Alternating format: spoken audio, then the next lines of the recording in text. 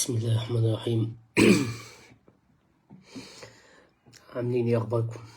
يعني النهارده يوم طبعا مش عادي خالص لكل زملكاوي. يمكن كنت اخر لايف طلعت معاكم فيه كنت اتكلمت وقلت ان خلصت الحدوته خلاص، الموضوع منتهي.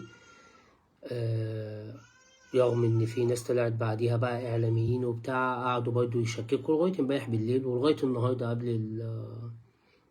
قبل صدور الرخصة كانت ناس قاعدة عمالة تقول الزمالك مش هيستلم الرخصة والكلام ده كله مش هياخد الرخصة.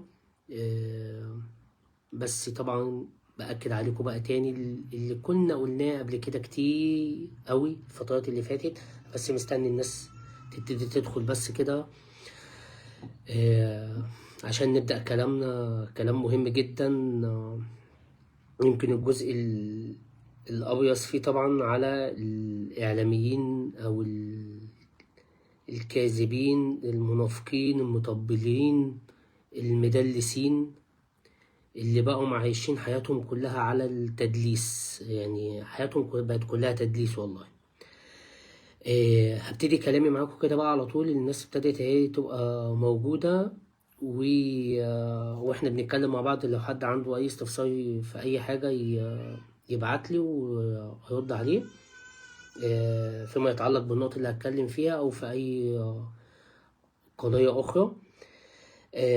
يمكن هرجع تاني لكم بقى كده من البداية. كنت اتكلمت معاكم قبل كده كذا مرة سواء في قناة الزمالك او سواء هنا على صفحتي ان الزمالك كل قضاياه هتنتهي قبل نهاية المهلة المحددة ليه من الكاف بسداد أو تسوية كل القضايا اللي عليه، سواء بالوصول لتسويات مع بعضهم أو بسداد كل المستحقات الخاصة بآخرين.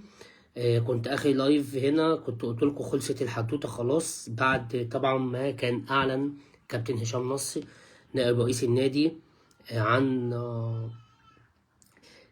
تطبيق مستحقات ابراهيم نضاي ونادي الكسندريا اللي هو النادي الاوكراني. طلع بقى بعديها على طول، يعني ده بقى اللي يجني. يعني كان النادي نفى، وانا يمكن وضحت هنا في اللايف اللي فات ان النادي الاوكراني قال لك ان احنا ما الزمالك ما توصلش معانا لتسويه، وانا وضحت الفرق ما بين التسويه وما بين ان انا بسدد فلوسي بالكامل.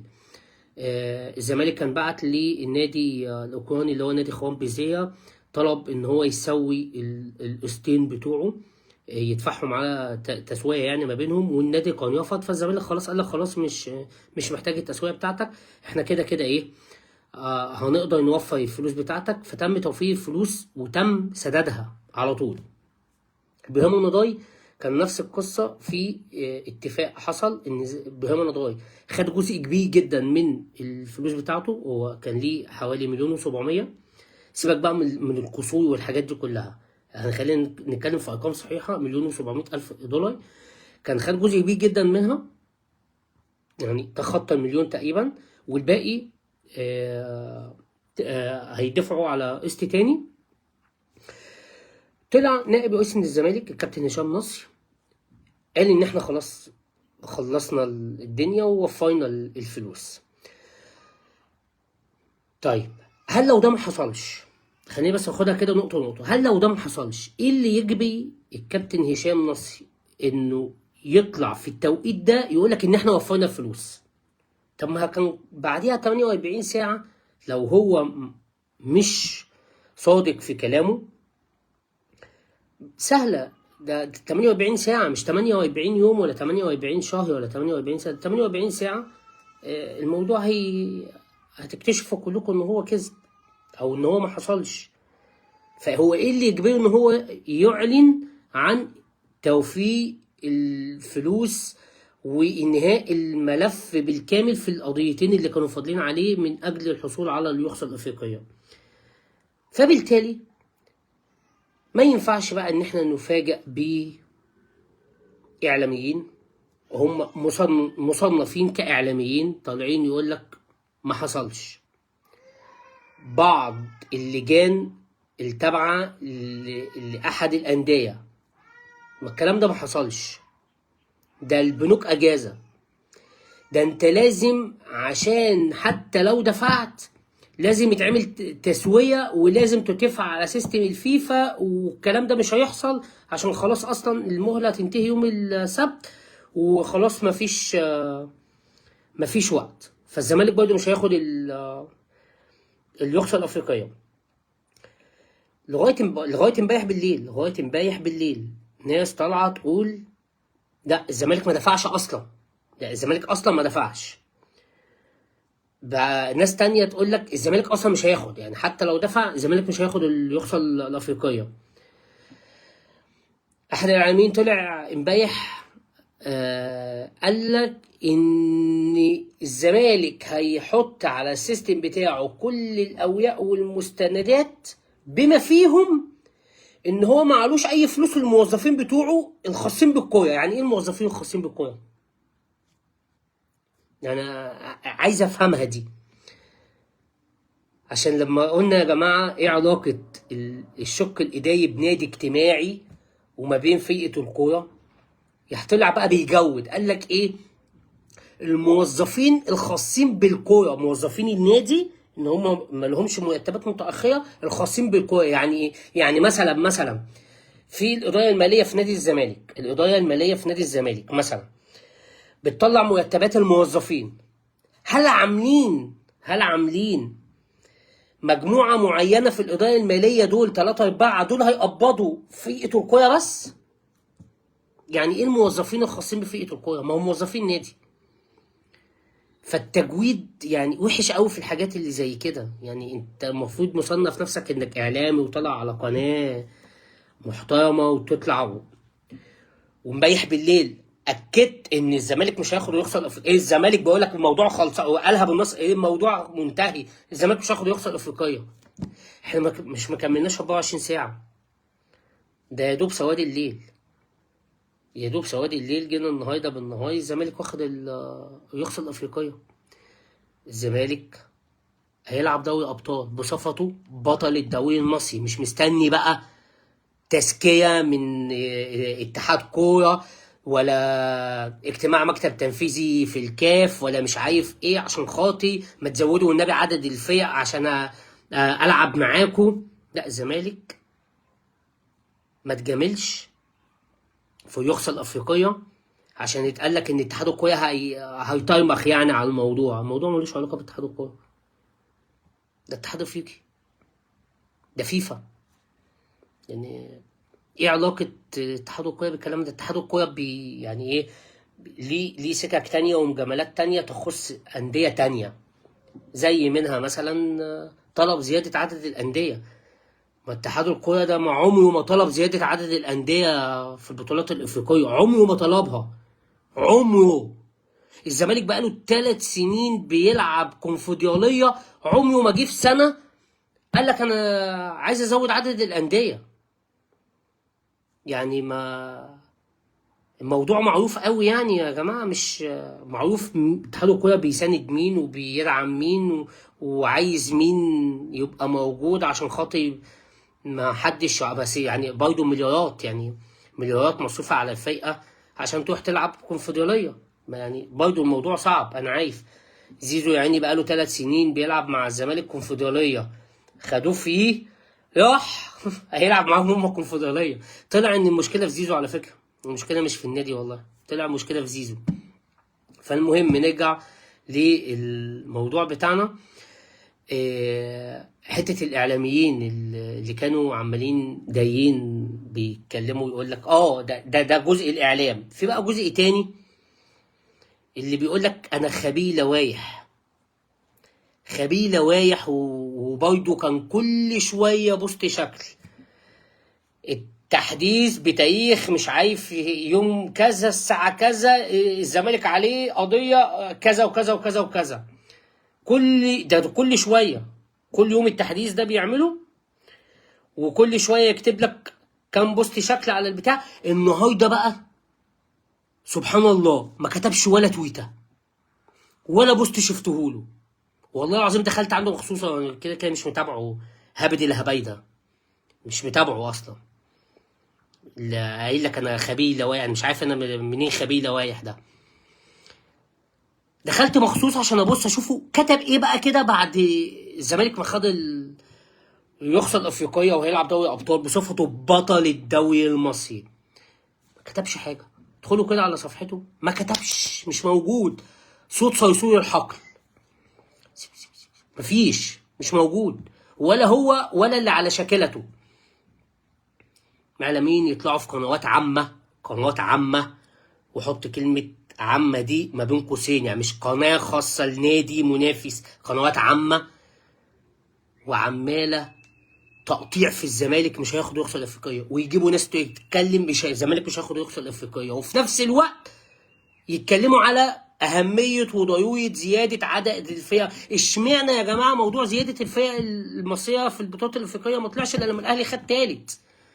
يعني خد تالت من كام سنة، لعبتوه دوري أبطال وقلتوا عشان خاطر بنبعت بنهاية الدور الأول.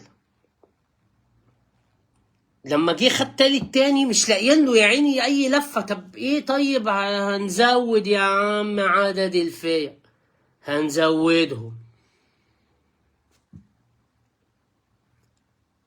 فالمهم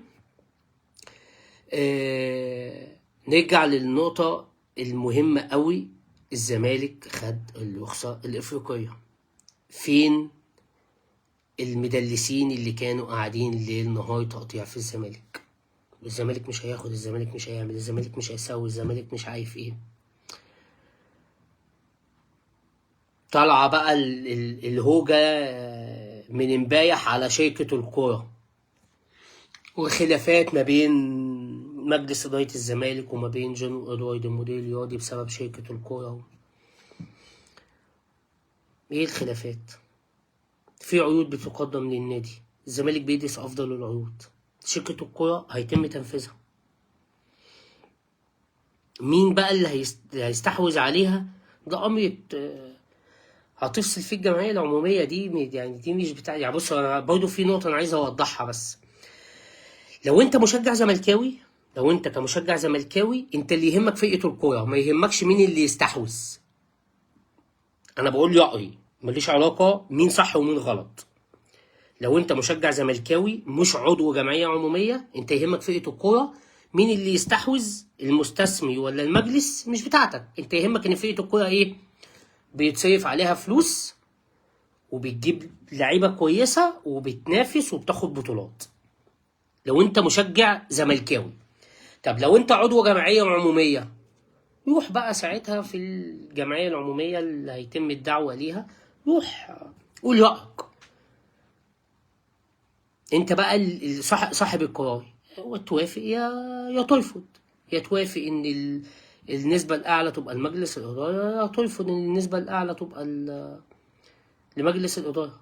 ده براحتك. لكن لو انت مشجع زملكاوي وانت مش عضو نادي، ما ده براحتك. انت اسف، انت يهمك فرقة الكورة، انت مالك بقى مين اللي يبقى صاحب الكلمة العليا، المجلس ولا المستثمرين؟ فموضوع شركة الكورة في مفاوضات مع بعض المستثمرين خلال الأيام اللي جاية، هتكون وصلت لصيغة نهائية. خليني اخد بس الجزء الثاني. النهارده في اجتماع اتحاد الكرة. اتحاد الكرة النهارده كان ارسل بشكل رسمي عدد او اسماء الفرق المشاركه في البطولات الافريقيه. زي ما انتم كلكم عرفتوا، الزمالك وبيراميدز في دوري الابطال، والاهلي وزد في الكونفدراليه. دي الخناقه اللي كنت اتكلمت عليها المره اللي فاتت. ما بقول لكم في خناقه ما بين زد وسيراميكا. رابطه الانديه بتقول لك سيراميكا وفقا للائحه بتاعتي ان هو رابع الدوري، ماشي. واتحاد الكوره بيقول لك لا، انا لائحتي بتقول ايه؟ لائحتي بتقول اذا كان بطل كأس مصر هو احد الفرق الاولى او الثانيه في الدوري وهيشارك في دوري الابطال، يبقى وصيف الكاس هو اللي يشارك فين؟ في الكونفدراليه. فبالتالي هو زد. بيراميدز هو بطل الكاس، زد كان الوصيف. بيراميدز بيشارك في دوري الابطال مع الزمالك، فيبقى زد. كانت خناقه كانت يعني ايه الخناقه، يمكن ما سمعتش للمتابع بشكل كبير الفترات اللي فاتت، لكن اللي جوه الوسط عارف الخناقه كانت ايه ما بين سيراميكا وما بين زد. رابطه الانديه عايزه تمشي لائحتها بصفتها هي اللي بتدير المسابقه الاكبر، واتحاد الكوره قال لك لا، انت بتدير الدوري، تحط لوائح للدوري، عيش حياتك في الدوري. لكن اداره الكره المصريه والبطولات الافريقيه دي بتاعتي انا اللي بحدد وبحط اللوائح. كانت الخناقه في الغرف المغلقه الفتره اللي فاتت دي ما بين الاتحاد وما بين الرابطه. الاتحاد بيقول زد والرابطه بتقول سيراميكا. لا ده طلع بيان رسمي ولا ده طلع بيان رسمي، مجرد بس ان الايه اللي تابعين هنا بيكتبوا بوستات وتابعين هنا بيكتبوا بوستات، وده الاحق لا ده حق، ده بيفسر اللائحه بمزاجه وده بيفسر اللائحه بمزاجه. محدش طلع بيان رسمي. اتحاد الكوره قال لك انا ايه هلعبها خايصه، ودي اللي هو العصفورين بحجر اللي كنت قلتها لكم في اللايف اللي فات. ان هنا ابو ايده رئيس الاتحاد الكوره حب يضرب عصفورين بحجر، ان هو انا ازود عدد الفرق المشاركه ازق الاهلي لدوري الابطال، وبالتالي كمان ازود فرقه ثالثه في الكونفدراليه، فيبقى مين اللي بيشارك بقى في الكونفدراليه؟ زد وسيراميكا خلاص، ومعاهم بقى مين؟ المصري هو واخد كاس الايه؟ الرابطه، ويبقى زمالك بيراميدز اهلي في دوري الابطال. دي كانت الايه الجيم اللي كان عايز يلعبه هنا ابو ايده. طبعا لما الموضوع مكملش او مش مكملش يعني ايه، لا هو اتعرض الموضوع. انت في خطوات كتير اصلا عشان تزود عدد الانديه ده، في خطوات واجراءات لازم ايه تمشي فيها. فالمهم ان جه قبل الميعاد القانوني اللي هو 25/7 الاتحاد الافريقي بيلزم الاتحادات بان الاتحادات تبعت الانديه بتاعتها المشاركه في البطولات الافريقيه. كان رئيس اتحاد الكوره بيأمل انه قبل 25 ده ياخد موافقه على زياده الايه الفرق، على الاقل انه يزود فرق دوري الابطال بس، لان برضه كانت هتحل له المشكله الثانيه لما يدخل الاهلي دوري الابطال مع الزمالك وبيراميدز. اذا مش هيبقى في خناقه ما بين زد وسيراميكا على الكونفدراليه، خلاص الاثنين هيلعبوا الكونفدراليه، فكك بقى من المصري ده اللي هو كاس الرابطه، ده كان هيدخل زياده لو كانت الفرق زادت. تمام. الموضوع ما اتحسمش، وكان طبعا متسبب في المؤتمر قال لك في جهه عليا الموضوع بيمشي مش عارف ايه، هي صاحبه القرار الكلام ده كله. اجتماع مكتب التنفيذي امتى؟ ملوش ميعاد، بس هيتعمل على هامش بطوله السيدات اللي هتتلعب الايام ديت. ممكن يعملوا الاجتماع على الهامش بتاعها، بس برضه